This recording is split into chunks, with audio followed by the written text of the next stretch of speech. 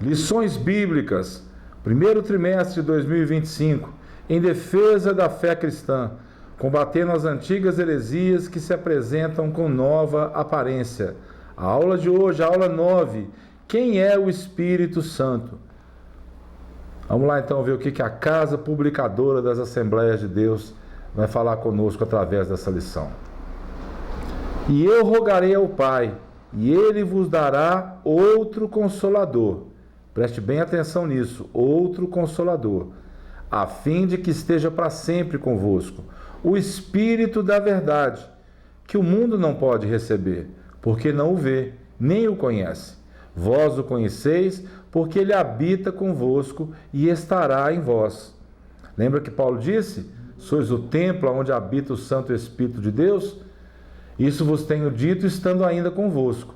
Mas o Consolador, o Espírito Santo, a quem o Pai enviará em meu nome, esse vos ensinará todas as coisas e vos fará lembrar de tudo o que vos tenho dito. Está aí então o papel do Consolador, do Espírito Santo de Deus. Vamos orar então. Pai, abre o nosso entendimento para que não haja dúvida no nosso coração de que Tu és o Deus. A Trindade, Papai, é para nós motivo de grande alegria. O Pai, o Filho e o Espírito Santo. Os três em um só, a mesma essência que o Senhor traz para nós, para nos consolar, para nos ensinar, para nos amar, para nos advertir, para nos guiar em todas as coisas. Muito obrigado, Deus. Abençoa meu irmão, minha irmã e abre mesmo o nosso entendimento nesse tempo, em nome de Jesus. Mas eu vos digo a verdade, convém-vos que eu vá, porque se eu não for, o Consolador não virá para vós outros. Se porém eu for, eu vos-lo enviarei. E ele continua dizendo, quando ele vier, convencerá o mundo do pecado, da justiça e do juízo. Do pecado, porque não creem em mim. Da justiça, porque vou para o Pai e não me vereis mais. E do juízo, porque o príncipe deste mundo já está julgado. Tenho ainda muito que vos dizer, mas vós não podeis suportar agora. Quando vier, porém, o Espírito da verdade, ele vos guiará toda a verdade, porque não falará por si mesmo, mas dirá tudo o que tiver ouvido e vos anunciará as coisas que hão de vir. Ele me glorificará, porque há de receber do que é meu e vos-lo há de anunciar. Tudo quanto o Pai tem é meu, por isso é que vos disse que há de receber do que é meu e vos-lo há de anunciar. Que maravilha, hein? Vamos lá para a introdução. O Espírito Santo é Deus, Ele sabe todas as coisas.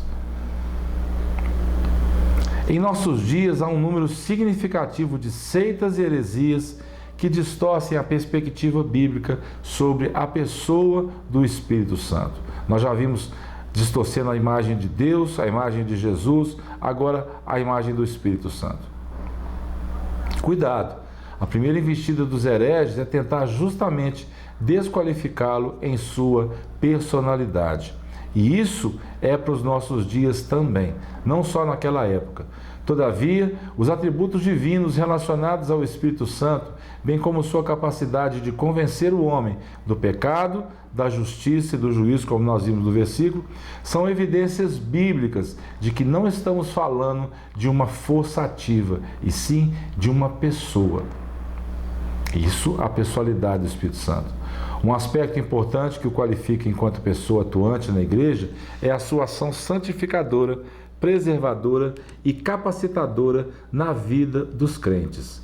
A santificação é a separação do crente para uma vida longe do pecado.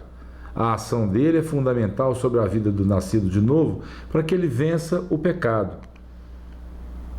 O sustento espiritual para que possamos perseverar na fé também vem dele. Existe uma cooperação eficaz e viva para que a submissão a Deus seja efetiva. Ele distribui dons e capacita os crentes ao exercício dos ministérios, que fazem parte da edificação da igreja local e pelo mundo. Em Atos, constatamos a sua pessoalidade, entendendo que enquanto Pedro obedecia, Ananias mentiu ao Espírito Santo. Daqui a pouquinho nós vamos ver o que aconteceu. Fique ligado então, meu irmão, minha irmã. Fique atento às coisas. É preciso então primeiro conhecer a identidade do Espírito Santo para depois defendê-lo. Então, se liga. Quem não é por mim, Jesus está dizendo em Mateus, é contra mim. E quem comigo não ajunta, espalha. Por isso vos declaro, todo pecado e blasfêmia serão perdoados aos homens, mas a blasfêmia contra o Espírito não será perdoada. Se alguém proferir alguma palavra contra o Filho do Homem, ser-lhe-á isso perdoado. Mas se alguém falar contra o Espírito Santo, não lhe será perdoado, nem neste mundo, nem no porvir. Está aí Ananias e Safira, lá no livro de Atos, capítulo 5. Por que encheu Satanás o teu coração? Lembra da história de Ananias e Safira? Eles mentiram para Deus sobre o preço que eles tinham vendido aquele terreno. Estava todo mundo vendendo os terrenos e entregando aos pés dos apóstolos. O que eles fizeram? Eles foram lá, venderam de repente uma casa que eles tinham e sonegaram um pedacinho do dinheiro, um pouquinho do dinheiro para eles. Ou seja, quando Pedro vai falar com eles, Pedro tem a revelação, a liberdade, a pessoalidade. Por que vocês mentiram para o Espírito Santo? Ou seja, a pessoalidade do Espírito Santo, ela é real. E Ananias e Safira morreram. E Pedro, ele exorta os dois. Por que encheu Satanás o teu coração? O Espírito Santo relaciona-se com os crentes de maneira pessoal, como nesse caso. Pois somente uma pessoa poderia agir como mestre, consolador, santificador e guia. Ele é o nosso consolador. O Espírito Santo nos capacita para desenvolvermos toda e qualquer obra para o reino de Deus. Ele opera em nós e por meio de cada um que se dispuser a ser usado por ele. A palavra diz assim: e não vos embriagueis com vinho, no qual há dissolução, mas enchei-vos do Espírito Santo, falando entre vós com salmos, hinos, cânticos espirituais. Depois lê lá em Efésios para você ver. Assim você vai sendo cheio do Espírito Santo. É fato que a igreja, desde os dias apostólicos, o reconhecia como Deus, igual ao Pai, igual ao Filho. Isso nos é revelado do Gênesis ao Apocalipse. Jesus está dizendo então que ele voltaria para o Pai. E nós? O que ia acontecer com a gente então? Com os discípulos naquela época? Deve ter sido a pergunta de cada um deles. E nós? Ele continuaria cuidando da igreja pelo seu Espírito Santo, seu Paracleto, alguém como ele, que teria o mesmo poder para preservar o seu povo. Mesma natureza, mesma espécie e mesma qualidade. Mas o Espírito não é uma força ativa, impessoal, conforme o ensino equivocado dos testemunhas de Jeová. Preste atenção nisso. O Consolador é enviado pelo Pai em nome de Jesus, para ensinar os discípulos e fazer lembrar de tudo o que o Filho ensinou e para testificar dele. Então ele é chamado de Consolador, Defensor, Advogado, Intercessor, Auxiliador, Ajudador. Cremos, professamos e ensinamos sobre a Trindade. Portanto, Jesus disse: ide, ensinai todas as nações, batizando-as em nome do Pai, do Filho e de quem mais? Do Espírito Santo. Ele é da mesma substância, da mesma espécie, de mesmo poder e glória do Pai e do Filho, pois é chamado de outro Consolador. Jesus, Consolador, agora o Espírito Santo, Consolador. A divindade do Espírito Santo é revelada na Bíblia de maneira que os nomes Deus e Espírito Santo aparecem sempre de forma alternada, tanto no Antigo Testamento como no Novo Testamento. Tanto o Espírito de Javé e Javé, ou seja, o Espírito do Senhor e Senhor, são nomes divinos usados alternadamente. Fica claro no Antigo Testamento que o Espírito Santo é o próprio Deus.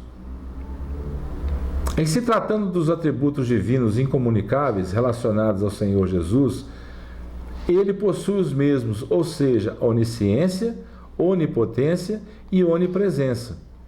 Ele conhece todas as coisas, até as profundezas de Deus, conhece o coração dos seres humanos e conhece a eternidade, como está escrito no livro de Hebreus. Ele tem autoridade e poder inerentes. Vamos falar então do que nós fomos chamados nesse trimestre para fazer. Falar sobre as heresias contrárias ao Espírito Santo. Não havia consenso sobre o Espírito Santo no Oriente nas primeiras décadas depois do Concílio de Nicéia. Então, surgem os arianistas, os tropicianos e os pneumatomacianos. Vamos falar um pouquinho sobre os arianistas. Ário considerava também o Espírito Santo como criatura, embora esse tema estivesse fora das discussões na época, pois o foco dos debates estava no Filho, ou seja, no Senhor Jesus Cristo. Eunômio, um dos arianistas mais radicais, considerava o Espírito Santo como a mais nobre das criaturas produzidas pelo Filho, a pedido do Pai. Dizia que o Filho é o criador do Espírito. Uma loucura, né? Mas a gente precisa saber dessas coisas. Os tropicianos eram uma seita do Egito, cujo nome vem de tropos, quer dizer figura. Atanásio assim o denominou por causa da exegese figurada deles. Diziam ser o Espírito Santo um anjo, uma criatura. Os pneumatocianos eram os opositores do Espírito. Eustáquio de Sebaste, que viveu entre 300 e 380 d.C., foi o principal defensor dessa heresia. O movimento negava a divindade do Espírito Santo. O grupo religioso das Testemunhas de Jeová é seguidor da antiga linha teológica dos arianistas. Negam sua divindade e personalidade e ainda grafam seu nome com letras minúsculas. Em algumas religiões do Oriente, a noção sobre o Espírito Santo é confusa, mas se aproxima do pensamento antigo desses heresiarcas. Vamos lá para a conclusão.